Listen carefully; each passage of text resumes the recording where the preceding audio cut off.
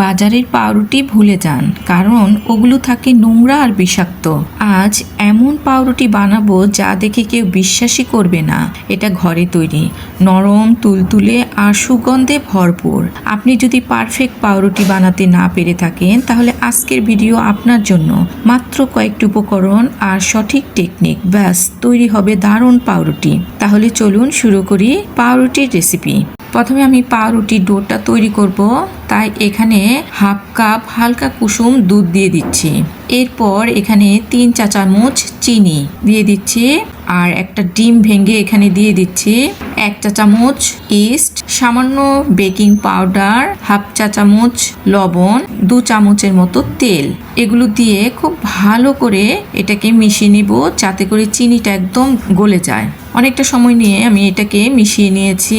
এবার এখানে আমি 2 কাপ ময়দা দিয়ে দিচ্ছি, আর এখানে 3 চা চামচ বাটার দিয়ে দিচ্ছি। গলানো বাটারটা এখানে দিয়ে দিয়েছি। তো সবকিছু দিয়ে কিছুক্ষণ মেখে নিব। তো বেশ কিছুক্ষণ সময় এটা মেখে নেওয়ার পর দেখুন একদম নরম সফট একটা ডো হয়ে গিয়েছে।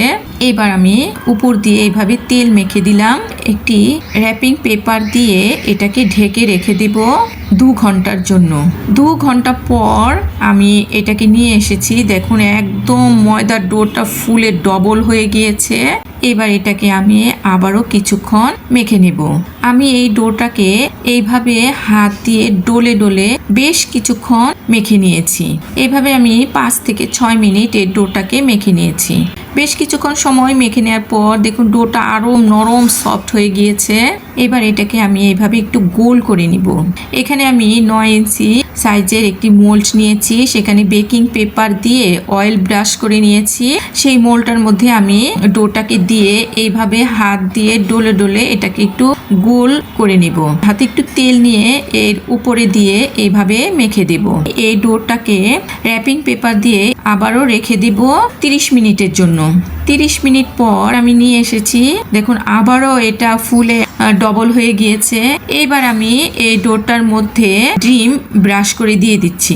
ডিমের যে কুসুমটা ছিল সেই কুসুমটা আমি এইভাবে উপরে ব্রাশ করে দিয়ে দিচ্ছি।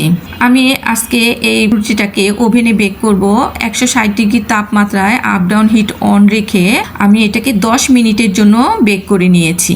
10 মিনিট পর রুটিটা হয়ে গিয়েছে।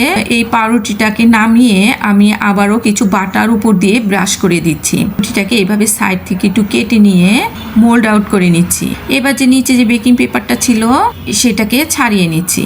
এবার এটার মাঝখানে কেটে নিচ্ছি। একটু পাউরুটি ভেতরটাও দেখিয়ে দিচ্ছি, দেখুন কত নরম আর সফট হয়েছে।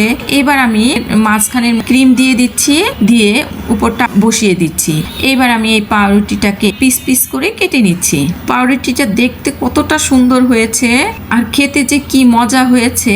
আপনারা ঠিক এইভাবেই একবার বাসায় পাউরুটি তৈরি করে দেখুন, দেখবেন সবাই খুবই পছন্দ করে খাবে আর বাইরে থেকে আর কিনে আনবে না। তো এই ছিল আজকে আমার পাউরুটি রেসিপি। আশা করি আপনাদের ভালো লেগেছে।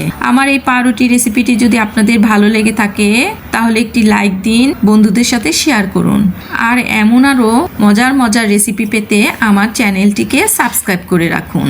চা বানান, পাউরুটি কাটুন আর হাসি মুখে খেয়ে ফেলুন। ক্যালোরির হিসাব পরে হবে। আজকের মতো এখানেই শেষ করছি। ক্ষুধা পেলে আমার চ্যানেলে আবার চলে আসবেন। দেখা হবে আবার নতুন কোনো সুস্বাদু রেসিপি নিয়ে। সবাই ভালো থাকুন, সুস্থ থাকুন। আল্লাহ হাফেজ।